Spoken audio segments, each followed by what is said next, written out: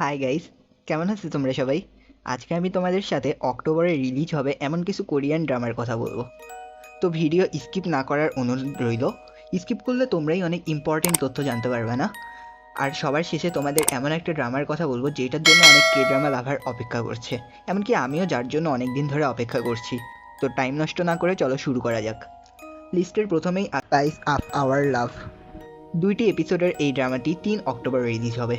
ড্রামাটি আমরা TV prime ভিডিওতে দেখতে পাবো। এটি একটি রোমান্টিক কমেডি ফ্যান্টাসি ড্রামা। ড্রামাটি একটি স্পিন অফ এই আসন্ন মিনি সিরিজটি শিউ ইয়ন শিউ একজন ডায়েটিশিয়ান এবং সিউ কাং হা জুন এর প্রেমের কাহিনীকে কেন্দ্র করে।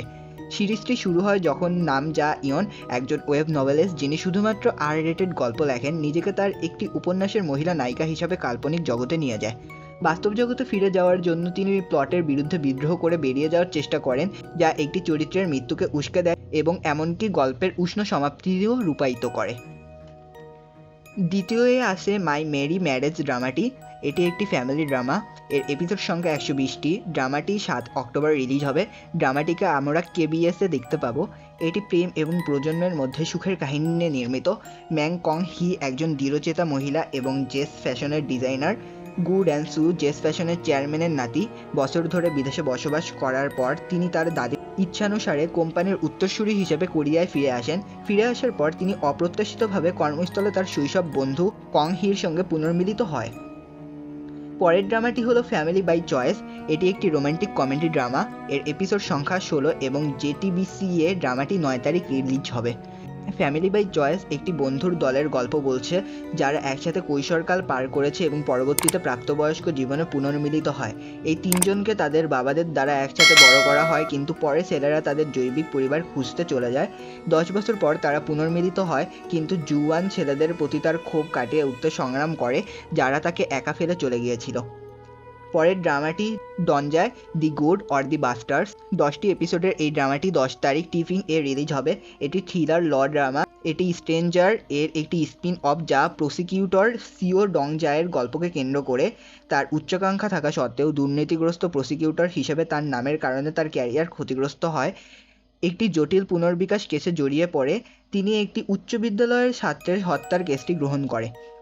হানসুক কিউয়ের নেতৃত্বে ডাউট কিংবদন্তি অপরাধ প্রোফাইলার এবং একক বাবা জাং টে সু এর গল্প অনুসরণ করে, যিনি দক্ষিণ কোরিয়ায় প্রোফাইলিং পথ তৈরি করেছিলেন।